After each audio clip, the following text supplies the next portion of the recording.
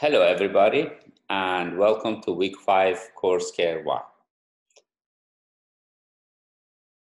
We are getting to the end of this course, only one more week to go, and thank you so much for your participation. We've been doing well, and I see majority of you have used this opportunity to improve your courses, and as such, this week is nothing new.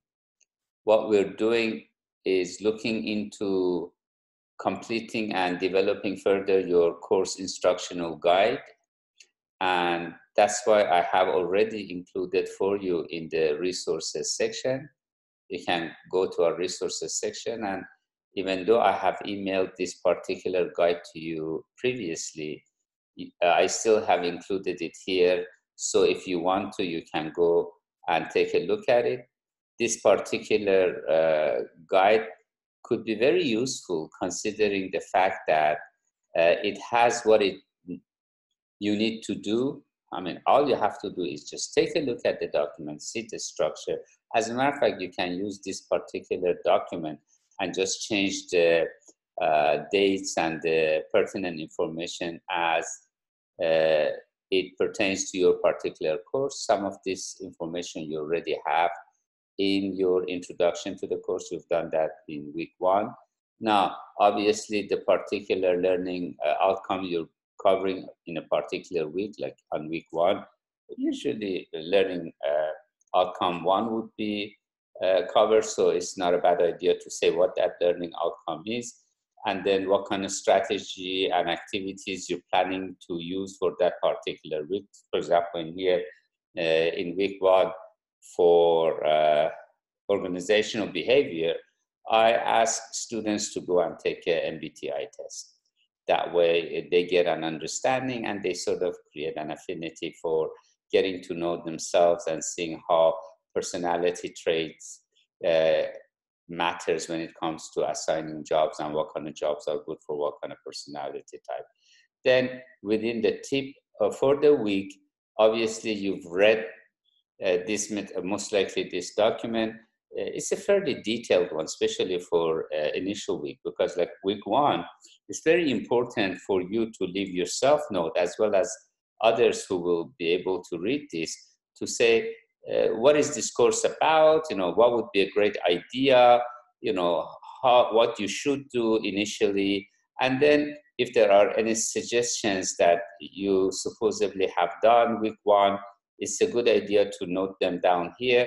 You might say, okay, I already have done that. Why do I need to do it? That's why, because first of all, you remember what you did last time you taught this class.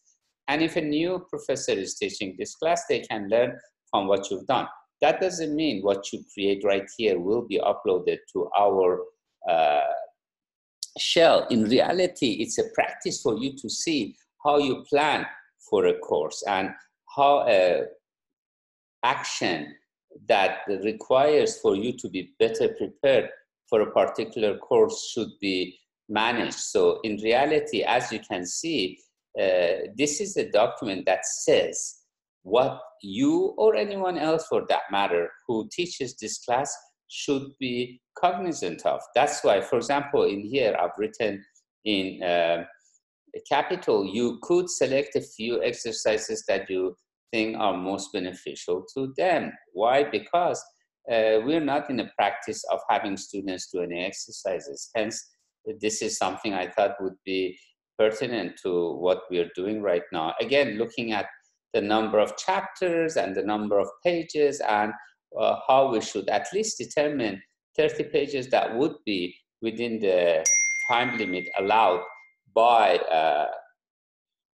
the level of reading capability of each student to do that. That doesn't mean it's something they only have to do. It's a bare minimum reading that they're required to do. So, I mean, going through a course instructional guide, you sort of saying what you've done and you're telling people what to do. And finally, on a learning engagement, like learning engagement 1, which was this particular issue to be discussed, maybe some questions could be asked. Now, if you've been teaching it, say what you asked. Like I've heard how Dr. Herring or Dr. Bruman or Dr. Hassanlu have been trying to get students involved. Like Carol's been very nice, Professor Collis and other people. So please make sure if you have some innovative ideas in getting engagements work better and having students engage more often. Now, just a point here, because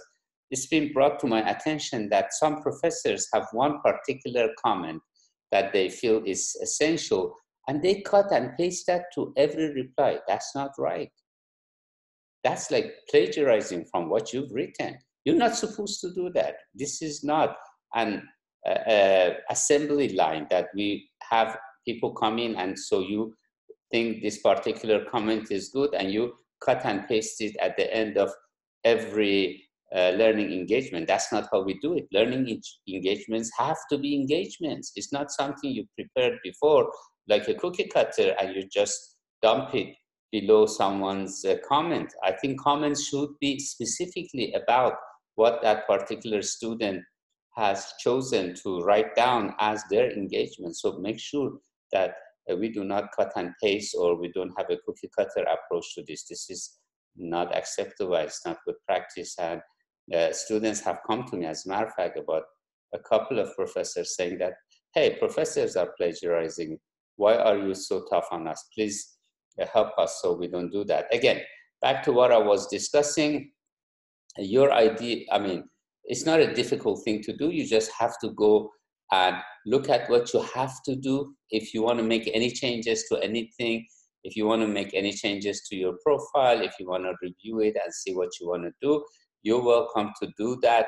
But on this particular week, all you have to do is make sure your CLOs and PLOs for your course pertaining to this particular week, meaning week 5, is done properly. Make sure that your course instructional guide includes week 5, and you have made certain plan for this week. Please, I mean, if you finish it for week 7, then you don't even have to worry anymore. And make sure that you update your map, your course guide.